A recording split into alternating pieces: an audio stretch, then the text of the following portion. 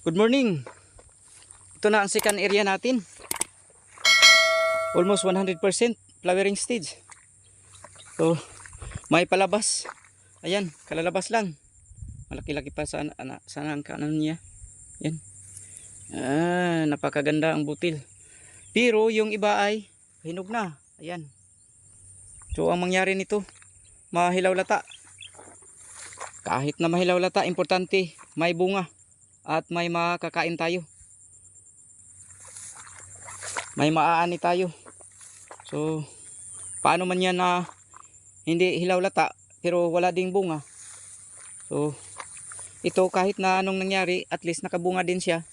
May makukuha pa rin tayo. Babawi tayo. Dahil sa ngayon ay pataas-taas na ang presyo. Nagtaas ng 2 piso. Salamat tayo talaga. Baka tataas pa yan. Abot ng kahit 18 pesos man lang or 20. Babawi tayo dito sa ating pangalawang area. Pero hindi lahat natin to ibenta. Ang siguraduhin natin na may makakain talaga tayo. Dahil mahirap na kung farmer tayo at saka bibili ng bigas. So hindi magandang pakinggan. Tingnan na farmer na nagbibili ng bigas. So siguraduhin talaga natin ang ating konsumo dahil ang tumong, no, ang objective talaga natin na magsasaka, magpapalayan ay to secure sa ating pagkain, no, food security. So itong ibang area natin ay pandagdag lang, pang na rin business. Pero ang importante pa rin para sa akin na prinsipyo ay pagkain talaga. Na palaki-laki lang ang ating area dahil sinalian na natin ng business. Dahil ang farming ay isang business din. Lalong-lalo na sa itong palay dahil basic to. Kung hindi lang magka-problema talaga tayo sa sakit at saka presyo, malaking business itong pagpapalayan. Pero kung hindi tayo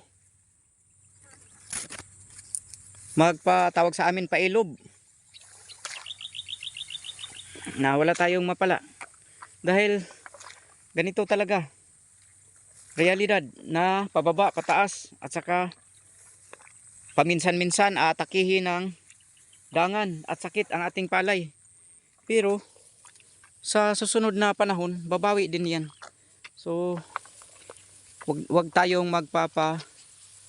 discourage sa nangyari ngayon na pababa ang presyo. Dahil, ilang araw lang, nung kalag-kalag lang, undas, pababa. Pero sa ngayon, pataas na.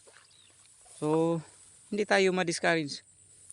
Ganyan talaga ang pagpaparming. Pero sa nasabi ko na, talagang maganda ang negosyo ng ang business sa pagpapalayan dahil basic to. Walang Pilipinong hindi kakain ito. Bawat pamilya ay konsumo ng bigas. Kaya maganda ang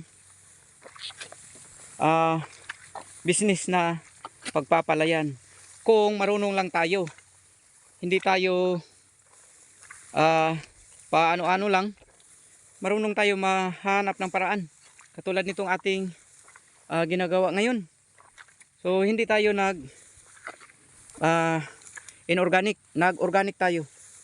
So may produkto na tayo na ginagamit na organic talaga. So pasalamat tayo. Ito pababa ang ating input at palaki ang ating kita. Hindi man tayo kakita ng volume na production, pero bababa ang input natin, gasto sa input. So maganda-ganda na. Pero sa dahan-dahan, makarecover din ang lupa natin. Sa ngayon, panimula pa man lang, medyo hindi talaga maganda dahil panimula pa lang nag-convert tayo babalik tayo sa natural farming. Dahil na na-applyan na natin ng mga synthetic noon. Sa ngayon, binabalik natin sa natural farming yung At organic na din. Nag-apply na tayo ng organic. So, ito ang nangyari. Hindi tayo nakakita ng maganda-ganda. Maganda talaga, kundi katamtaman lang, regular. At least, ang gasto natin hindi sobrang laki. So, hindi na tayo nag-apply ng insecticide na mga systemic or contact insecticide. Yung nabibili sa mga farm supply.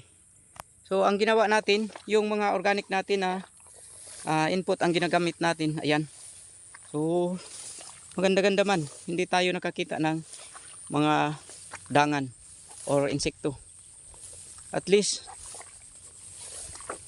sa Hilonggo pa, mabuhin-buhinan ang gasto. Hindi tayo pa epekto talaga. Kumbati lang tayo. Black rice. May black rice. Ayan. Ito. Maganda to kakainin, konsumo. Pero maliit lang.